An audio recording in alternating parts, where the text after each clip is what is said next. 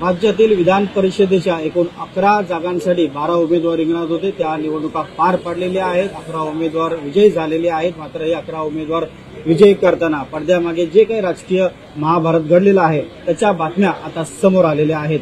News 18 लोकमतला ज्या वरिष्ठ सूत्रांनी माहिती दिलेली आहे त्यानुसार महाविकास आघाडीमध्ये या निवडणुकीपूर्वी मोठ्या प्रमाणात बिघाडी झाली होती आणि प्रसंग एवढा ताणला गेला होता की पक्षप्रमुख उद्धव ठाकरे यांनी महाविकास आघाडीच्या नेत्यांना महाविकास आघाडीत तोडण्याची एक इशारा जो आहे तो देखील दिला गेला होता। इतकं हे प्रकरण ताणलं गेलं होतं। ते का ताणलं गेलं होतं, कोणत्या कारणामुळे ताणलं गेलं होतं आणि काय नेमकी याच्यातले प्रमुख मुद्दे आहेत तेच आपण आता जाणून घेणार आहोत। न्यूज 18 लोकमतला जी वरिष्ठ सूत्रांनी माहिती दिली आहे त्यानुसार एकूणच आपण पाहिलेलं आहे की विधान परिषदेच्या एकूण 11 जागांसाठी निवडणुका घोषित झाल्या होत्या। 12 जुलै रोजी त्यासाठी मतदान आणि संध्याकाळी त्यासाठी मतमोजणीची प्रक्रिया जी आहे ती पार पडलेली आहे।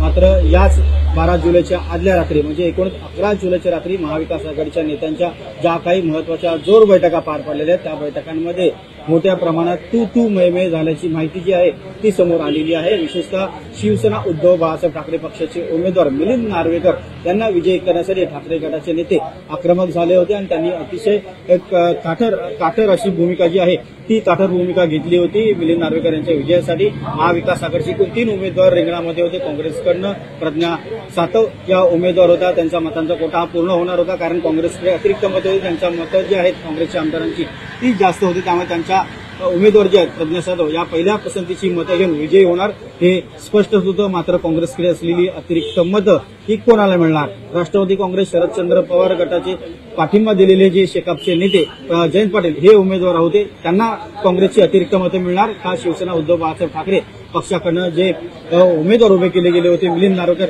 यांना मतं मिळणार याकडे सर्वांचं लक्ष लागलं होतं। शिवसेना उद्धव बाळासाहेब ठाकरे पक्षाकडनं जे उमेदवार मिलिंद नार्वेकर उभे होते त्यांना त्यांच्या पक्षाचे एकूण 15 अधिकृत जी मतं ती मिळणार होती। अजून एक अपक्ष आमदार जे होते त्यांचा त्यांना पाठिंबा मिळणार होता। अशी एकूण 16 पहिल्या पसंतीची मतं जी आहेत ती त्यांना मिळणार होती। मात्र त्यांना अतिरिक्त 8 मतांची गरज होती। मिलिंद नार्वेकर यांना विधान परिषदेमध्ये पहिल्या पसंतीची जर अतिरिक्त 8 मतं पडली तर त्यांचा 23 जो मतांचा कोटा आहे तो पूर्ण होईल आणि ते विजयी होतील अशी गणित जी आहे ती आखण्यात आली होती। मात्र काँग्रेसकडनं सर्वप्रथम ज्या काही जोर बैठका झाल्या होत्या त्यामध्ये काँग्रेसकडनं जी 8 अतिरिक्त मतं जी आहेत ती देण्यासंदर्भात चर्चा झाली होती। त्यामध्ये देखील अनेकदा तुतुंबे झाल्याचे पाहायला मिळते। काँग्रेसमधले काही आमदार जे ते फुटीच्या मार्गावरती आहेत याची कुणकुण काँग्रेसच्या हायकमांडला देखील आहे आणि काँग्रेसच्या राज्यातील नेत्यांना देखील आहेत। मात्र असं असताना देखील जे फुटीच्या मार्गावरती असणारे आमदार आहेत त्यांचं मतं जे आहेत त्यांची नावं जी आहे ते शिवसेना उद्धव बाळासाहेब ठाकरे पक्षाचे जे उमेदवार मिलिंद नार्वेकर यांना देण्यासाठी त्यांचं माहिती जी आहे लिस्ट जी आहे ती देण्यात आली होती। मात्र त्यावरच ठाकरे गटाचे नेते जे आहेत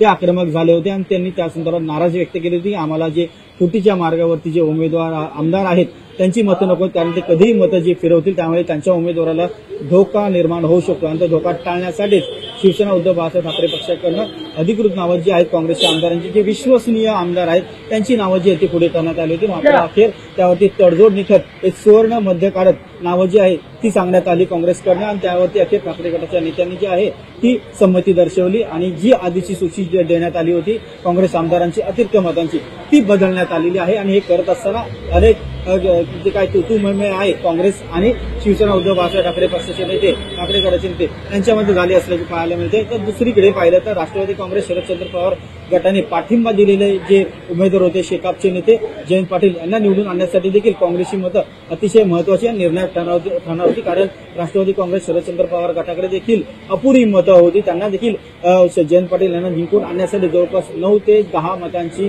गरज होती आणि ही गरज पूर्ण करण्यासाठी काँग्रेसच्या मतांचा खूप मोठं पाठबळ जे आहे ते राष्ट्रवादी काँग्रेस शरदचंद्र पवार गटाला हवं होतं, पक्षाला हवं होतं। मात्र अखेर ते पूर्ण न झाल्याचं दिसून आलेलं कारण जयंत पाटील यांचा पराभव झाला। मात्र त्यांचा पराभव का कोणत्या कारणासाठी झाला आणि त्यासाठी काय भूमिका ठाकरे गटाकडे घेण्यात आली होती अगदी कुठेपर्यंत जे आहे ते ताणलं गेलं होतं। अगदी तसा इशारा देखील पक्षप्रमुख उद्धव ठाकरे यांच्याकडे देण्यात आला होता की त्यांच्या पक्षाचे अधिकृत उमेदवार मिलिंद नार्वेकर यांना जर कुठलाही धोका निर्माण झाला किंवा त्यांचा पराभव झाला तर महाविकास आघाडीमधून ते बाहेर पडतील असं देखील त्यांच्याकडनं स्पष्टपणे सांगण्यात आलं होतं। त्यामुळे महाविकास आघाडीमध्ये मोठी बिघाडी होता वाचलेली आहे। अखेरीस मिलिंद नार्वेकर हे विजयी झालेले आहेत। मात्र त्यांना विजयी करण्यासाठी महाविकास आघाडीमध्ये अनेक खलबतं झालेली आहेत, अनेक महाभारत घडलेले, तुतुमैमय झालेली आहे तिन्ही पक्षांमध्ये। अपक्षांमध्ये राष्ट्रवादी काँग्रेस पक्षाचे जे नेते आहेत, अध्यक्ष आहेत शरद पवार यांनी देखील या संदर्भात आदल्या रात्री पक्षप्रमुख उद्धव ठाकरे यांच्याशी फोन करून अनेक वेळा संपर्क साधण्याचा प्रयत्न केला गेला, मात्र पक्षप्रमुख उद्धव ठाकरे हे शरद पवार यांचा फोन रिसीव्ह करत नव्हते किंवा त्यांच्यासाठी ते उपलब्ध नव्हते संवाद करण्यासाठी अशी माहिती मिळते। इथपर्यंत हे प्रकरण जे आहे ते ताणलं गेलं होतं, त्यामुळे साहजिकच या प्रकरणाकडे खूप गांभीर्याने पाहिलं जात आहे। लोकसभा निवडणुकीमध्ये महाविकास आघाडी एकत्र लढली आणि त्यांनी अपेक्षित त्यांना जे यश होतं ते देखील त्यांना मिळालं, मात्र येणाऱ्या विधानसभा निवडणुकीमध्ये मात्र जर का महाविकास आघाडीमध्ये बिघाडी झाली तर ही बिघाडी जी आहे ते महाविकास आघाडीचा एक संधपणा जे आहे ते तोडू शकतं। त्यामुळे येणाऱ्या विधानसभा निवडणुकीमध्ये नेमकं काय घडतं हे पाहावं लागणार आहे। मात्र सध्या जे विधान परिषदेच्या 11 जागांसाठी एकूण 12 उमेदवार रिंगणात होते, त्यासाठी जे काही मतदान पार पडलेले ते मतदानासाठी एकूणच महाविकास आघाडीमध्ये मोठ्या प्रमाणात बिघाडी झाली असल्याचे पाहायला मिळते आहे। पक्षप्रमुख उद्धव ठाकरे यांनी अतिशय आक्रमक भूमिका घेतली होती आणि त्यामुळे त्यांनी एक निर्वाणीचा इशारा महाविकास आघाडीच्या नेत्यांना दिला होता, जर का त्यांच्या पक्षाचे अधिकृत उमेदवार मिलिंद नार्वेकर यांचा पराभव झाला तर महाविकास आघाडीमधून आपण बाहेर पडू, म्हणजे शिवसेना उद्धव बाळासाहेब ठाकरे पक्ष हा महाविकास आघाडीमधून बाहेर पडेल असं स्पष्ट इशारा जो आहे तो देण्यात आला होता। आणि त्यामुळेच मिलिंद नार्वेकर यांची जी जागा आहे ती सुरक्षित करण्यासाठी शिवसेना ठाकरे गटाला काँग्रेस सोबत देखील एक प्रकारे संघर्ष जो आहे तो करावा लागलेला आहे। तर दुसरीकडे राष्ट्रवादी काँग्रेस पक्षाने देखील त्यांचे जे पाठिंबा दिलेले उमेदवार होते जयंत पाटील यांना निवडून आणण्यासाठी आटोकाट प्रयत्न केला होता। या दोघांच्या भांडणाचं जे स्वरूप जे आहे ते खूप ताणलं गेलं होतं आणि त्याचमुळे शिवसेना उद्धव बाळासाहेब ठाकरे पक्षाचे पक्षप्रमुख उद्धव ठाकरे यांनी अखेरीस निर्वाणीचा इशारा देईपर्यंत हे प्रकरण जे आहे ते ताणलं गेलं होतं।